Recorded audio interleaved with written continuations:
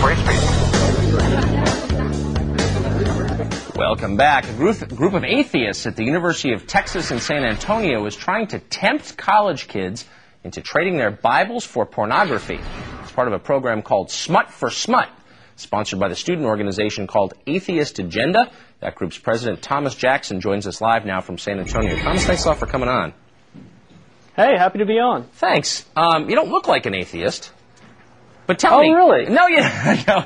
Tell me, what's the rationale? I'm supposed to look like a grizzled old man, aren't I? No, you look great. Tell me why right. You're promising to give porn to people who bring in their sacred texts, the Bible, the Bhagavad Gita, the Quran. What's the idea?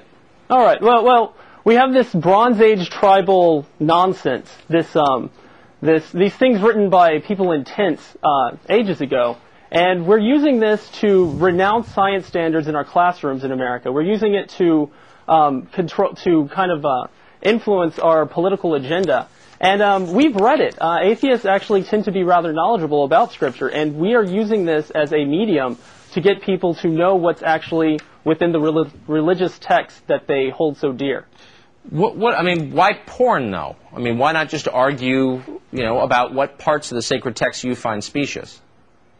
Well, first of all, pornography gets a lot of negative press, and it's smut. A lot of it really is, and we wanted to make the comparison between that and the smut that is religious scripture, or a lot of it. The stuff that says a woman is worth half a man, the things that say you should beat children.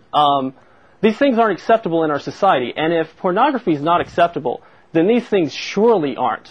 At the very least, what we're doing is we're trading something that's very, very bad for something that's only moderately bad. Okay, so it sounds to me like an attempt to create, a fracas on campus and get attention. What kind of attention have you gotten on campus?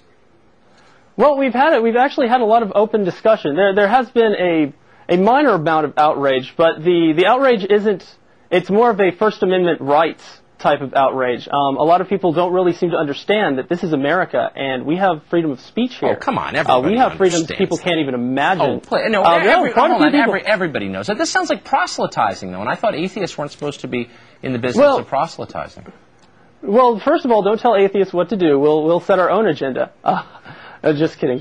Well, we were sitting at a table, and people came to us. We didn't knock door to door. We don't have a church on every corner in our country to push this on people. We're just a bunch of college students down at UTSA. There's nothing more to it. Have you picked up any girls doing this, honestly? Because, the point of every college pursuit is to pick up girls.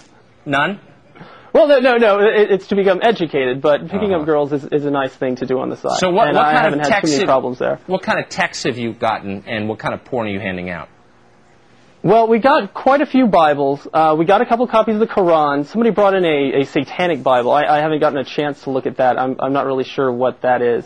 It was a few religious texts. It was something I can't remember. We actually had quite a few different books brought in. Now, what we were handing out, we had everything labeled from 0 to 5. 0 was like Playboy.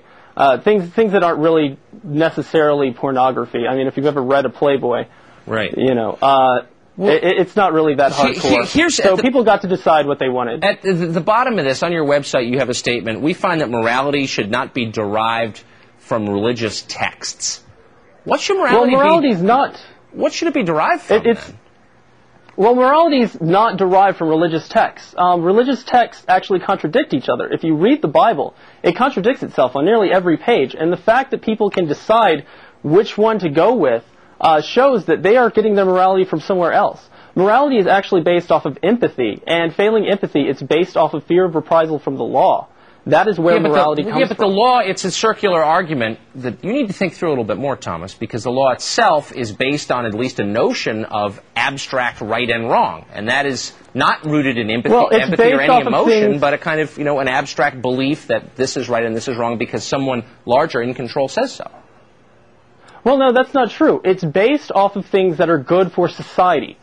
If citizens murder each other, this is bad for society, and you see this across the board in many nations.